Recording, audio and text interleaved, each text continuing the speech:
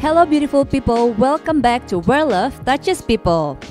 Today we have a very special topic because for me it's very interesting and it's about savings, investment, money, anything you want to know about finance. So we have a special guest and you might already guess who it is. Let's welcome Ko Hidajat. Woo! Thank you all. Thank you BBIC for having me tonight. Hello Ko, how are you? I'm very well, thank you. How is it? How's everyone here? We are very well, ya kan people? Woo! How are you feeling? Are you feeling like, how's your health and everything, your family? Help, honestly, I just recovered. Thank God. Yeah, after nearly 2 weeks, you know that we're entering into cold seasons. Yeah. I'm still surviving. But that's great. Yeah, the family's all right. Thank God that we are pretty well surviving and thriving as well. Nice. How about your work? Work, as you know, that we approaching new end of financial year. Yeah. It's gonna be busy. But yeah, I have a chance to take some leave earlier this month. Okay. Before we ramp up end of this month. Oh, so like annual leave for like holiday? No, not holiday. Kind of sick leave. Oh, but yeah. It's time to think something new as well. Can you tell a bit more about your job, Ko, what you're doing at work, maybe your department and stuff, so we know about you more?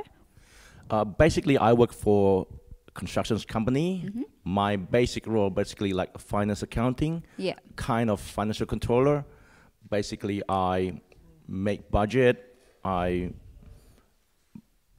sit down with what we call the project team each month, look at how they track among each project, whether they're meeting target or not, and report to my boss. And basically, other than that, we arrange finance as well to close the gap if the cash flow not sufficient enough. Yeah. Okay, so I'm also from financial accounting background, so I believe this topic today can be getting me some CPD hours, I guess. Hopefully, yeah. Well, that's great. More than welcome to put some hours with you. Oh well. Before we start, I have one. Just like a quick question, just like an icebreaker, Ko. So I have this question. If you win 10 million Australian dollars, how would you like to spend them? Basically, holiday, number one. Ooh, holiday, sure. of course, everybody needs holiday. Holiday is very popular in Australia. Other than that, yeah, charity, helping families. Nice. And also probably buying property. Ooh, such a future-minded Ko. I like it. Okay. I don't know if you know about this, but youngsters in Indonesia, they starting to do some investments, like probably buying some shares, buying some cryptocurrencies. But sometimes they also take some loans. And I don't know if it's like a good thing or no. Maybe you can explain it to us a bit later about your opinion. But we want to know more about this trend and like how do we manage like the money, like when starting from a young age. So how do you see this concept, Ko? Is it like a good thing, a bad thing, or is it something that's manageable? Okay, investment, no matter how, we need to invest, right? Yeah. That's for future benefit, which I believe that, yeah, you have to invest. Otherwise, it won't grow, right? But the source of investment, personally, I think should come from your own resources, not borrowing, if possible. However, right now, you asked earlier about whether borrowing is good or not. To me, borrowing is like leverage. It can help you. It can destroy you. So hence, what the parameter is, you should know exactly whether you can repay that borrowings or not, and also the purpose of that borrowing. And you know that in finance, basically, there's a good debt and bad debt, right? Yeah. So you have, if possible, use a good debt for investment, not a bad debt. Okay. So with the low interest rate right now, do you think it's a good time to do some borrowings for future investment? Personally, I think yes, if you can, if you still have something like capacity, you have credentials, the financials can provide you, why not? Yeah. But where you're gonna use this, that's something that you need to think about. So it's really depend on the like how good our planning is for the future, I guess. Correct. Not only planning, but you have to know what sectors, Okay. what things gonna grow in the future. Yeah. Okay. So, interesting question I have here. Let's say I just get my first salary. Do you have any advice for us on how to manage our money? Like any percentage? Where do we spend some of them to where? I think first and foremost, as a believer, we should put as a tithe. Yeah. That's number one. 10% of the time. 10%. And after that, I think that 20% you should spare, allocate that to as a rainy day. Why 20%? I'm not sure, but I think that will be the story from Joseph. You remember that Joseph as the treasurer, well, he was in charge in Egypt as Pharaoh's second right-hand man. He asked to collect 20% of everything to store. So you see that with 10% and 20%, that equals 30%. So this 20%, is it like an emergency money for the future? Something like that? Yeah. Yeah, or something that you can use to sow in the future as well. Okay. So in other words, that you should be live on with 70% of your income to cover all your expenses. Okay. So does that 20% include investment goal or it's just savings? Just savings. Just savings. But there'll be a time that maybe that you know that you want to invest something, use that 20% portion. Yep. Okay, great. So it's just like myself, sometimes I just like to spend. Any tips on how to avoid overconsumption? I know that young people Yeah. tend to basically like get something new, Yeah. something fancy, Like- something up to speed, up to everything. But you know that you never can get enough, catch up there. yeah. Like iPhones, everything, mobile phone. Do you want to keep exchange that on yearly basis? Of course not, right? Yeah. And even clothes, everything. I'm not against that. But again, you have to be able to differentiate between wants and needs. Which one that you really need it? Which one that you really want? Want can be delayed, want can be postponed. But needs, you have to get it done. Yeah. Yeah. So the key is you have to be able to distinguish between wants and needs. Yeah. Regarding like the wants and needs, I ever heard about this saying that a car is a liability. Do you agree, Ko? Yeah. Generally, yes, because you know that as an accountant, car mainly to be depreciated among over useful life. But now because of shortage of supply chain of semiconductors, that I have an employee that take the lease 4 years ago. Now when he tried to refinance, the value doesn't change. Means like stable. Oh, really? Yes, because of what happened right now in the semiconductor, so you can't get a new car easily. So okay. the used cars, everything, their value remains unchanged. That's which is really quite great. unusual, but Yeah. that will be one of, Is it probably just one because of the 10. COVID? Yes, COVID and also geopolitical, Yeah. risk. Yeah. But in other words, your car is liability, yes. But however, if you need it for transport, everything, you can justify yourself. Probably just like buying the one that we can afford, not really spending, like getting a lot more loan for a car. Correct. Yes, Yeah. based on what you can afford to pay. Yeah. Cool. Again, like I said before, investment is on trend nowadays. A lot of young people start investing. What is the first thing we should be aware of before we invest? The investment, no matter how, carry risks, right? So even in our life, everything is risk. There's no risk-free in this world. Yeah. So the key is basically you have to understand what kind of investment you want to get into it. So in the world, our task is basically to manage the risk, basically. That there's high-risk investment, low-risk investment. Yeah. And people say that low risk, low return, high risk, high return. That's definitely right. Yeah. But again, the key is you start from something that you're comfortable with. If you don't have enough experience, get someone that already done it, learn from it. Yeah. I know learn sometimes you can create costly mistakes, but that's how I call it like school fees. Yeah. This is because financial never been taught at formal educations. That's why the key to mastery is basically to jump into it and learn from it. Learn from the experience. Yes. Yep. So what type of investment would you recommend for the first timer? Is it like property, shares, cryptocurrency maybe? Again, honestly, this is not a what we call like investment advice. Yeah. This is general advice.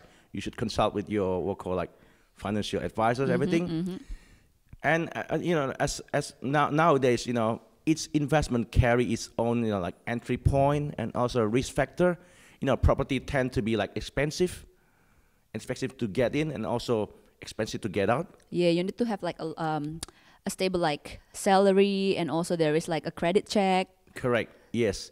So nowadays, I know that young people tend to invest in something which is pretty quick, which is shares. Yeah. But shares itself, you can select shares which is like, like blue chip or whatever, which is carries not much risk. So you can go from there basically. Either you're seeking for dividend returns or you're seeking for capital growth. Yeah. I believe that a lot of sectors that you can pick up from shares. Yeah. So yeah, cryptocurrency is a new thing just recently, and it's been mostly affected by Elon Musk tweeted like this. It's so scary that how can they change like from few $1,000s to just like $80,000 because Elon Musk said that. Correct. So yes. There is like no basis on like how it changed and the trends and stuff. But this is something that millennial, I would say, or young people tend to get into the crypto because they know, because as you know that exactly right now, the currency, the notes right now, is not being backed by gold anymore. Okay. So these young people tend to seeking some attention. Why can't we create our own currency? That's why cryptocurrency emerged from there. That's great. So do you are you saying that gold is not a thing anymore? Gold is a still thing, but it's old-fashioned basically. And also, it's sometimes the physical gold is no longer being produced enough to supply the sum of money being printed. So it's still gonna be scarcity in the future. Yeah, but again, because of gold itself, if you have to buy, where are you gonna keep it? True. And I believe that maybe gold is like so expensive right now to get anyway. Correct. Yes, gold is gonna be expensive no matter how. It will still keep growing. However, I think because of the people chasing for quick return, so maybe they're not going to look into gold. Yeah. At the moment, because people want something which is pretty quick. Hence, they try to get into like crypto or shares or any other investment.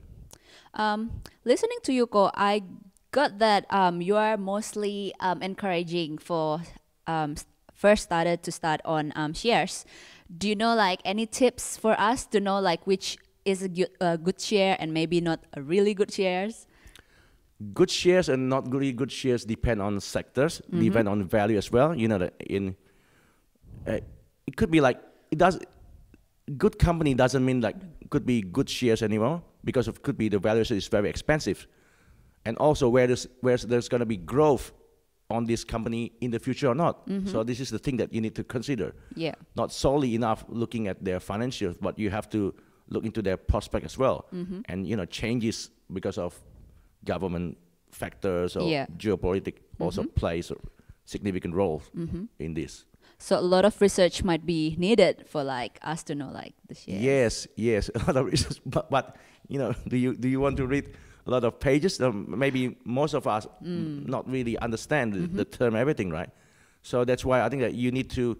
I think basically like you join like discussion forum. You follow someone that that exactly that at least reliable on this. Yeah. So no matter how, all of us, I think that should learn from investment as well. Yeah. So I heard you also included in this financial investment group.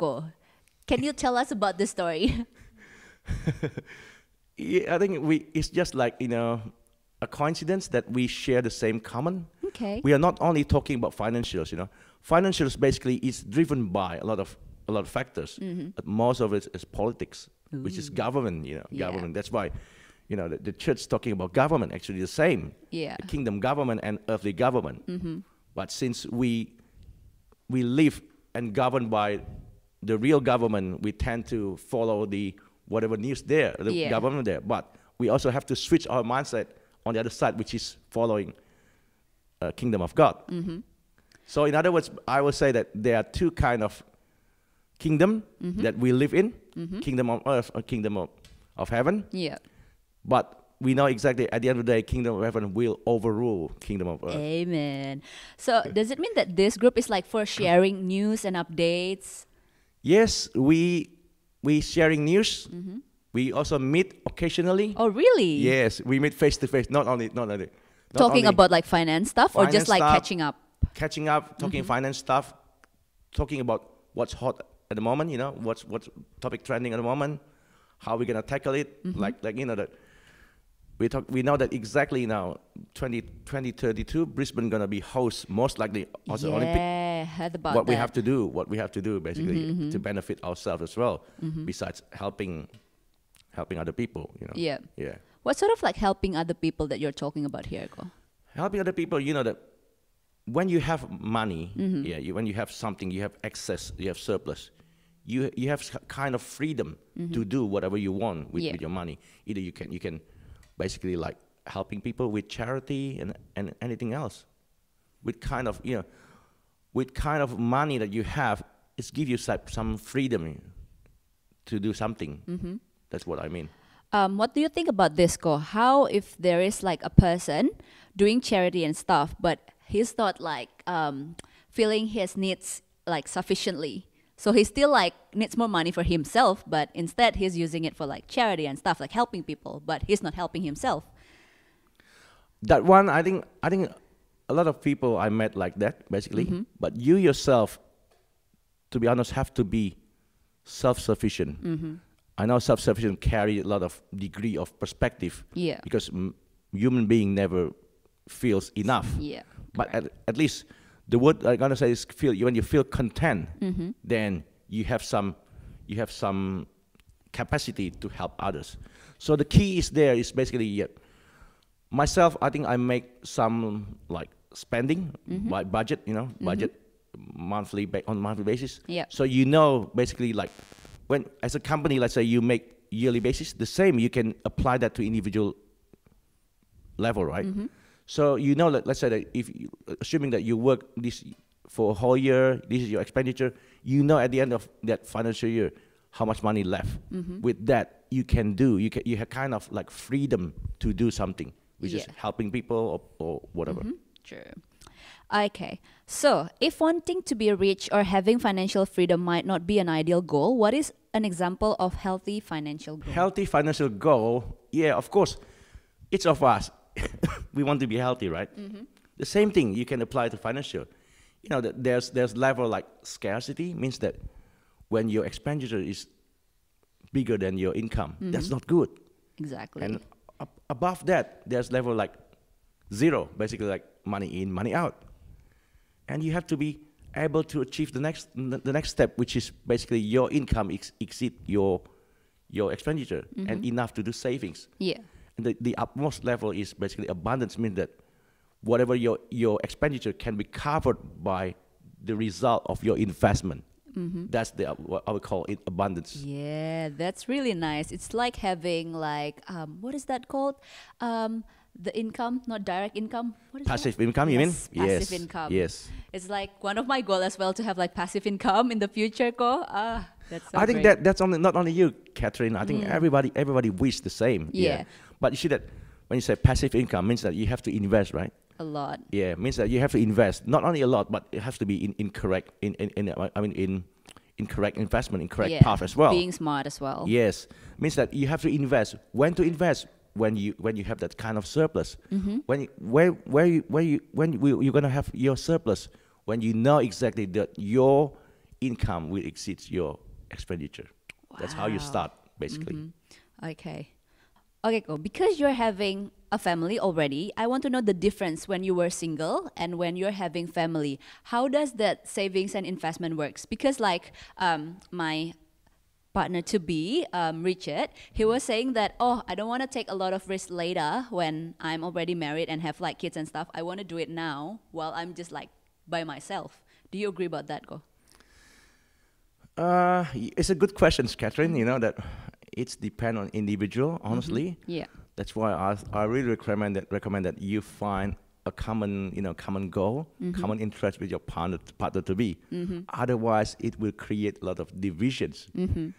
But I agree with what you said earlier. Basically, when you are young, take more risks, because when you have family, you have to be very mindful with considerate with your investment, because sometimes you need to consider about child. You know, as a woman, you know, sometimes there will be time that you'll be taking time off.